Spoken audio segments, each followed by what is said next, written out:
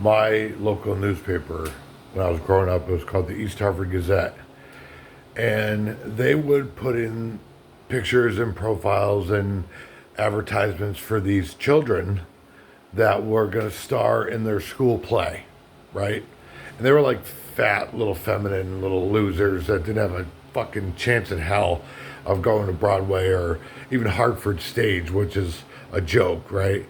And, you know, I knew the photographer from the East Hartford Gazette. And I would tell him, hey, I got a show here. I got a show here. We're invading the Webster Theater where I'm making my pro wrestling debut. I'm going to be, selling pipes at Dave Matthews Band concert or just numerous things like that. And they would never give me any press. And it's because I was this ugly, 20 something. I wasn't a little kid.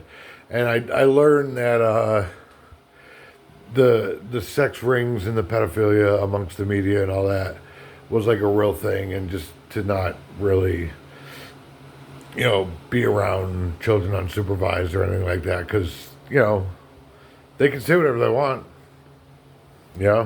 I worked with kids for 10 years.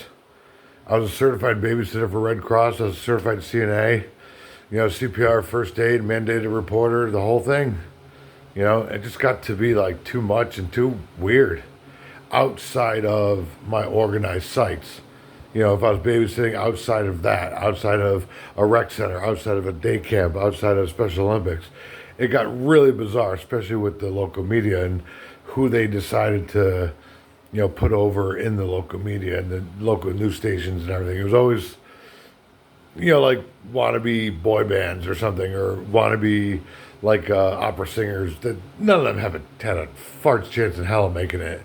But it was like, they were pretty, and my guys weren't pretty, and I wasn't pretty, and I was around a bunch of rough and tough professional wrestlers, and they weren't pretty, like little kids to them. I don't know. It's a mess.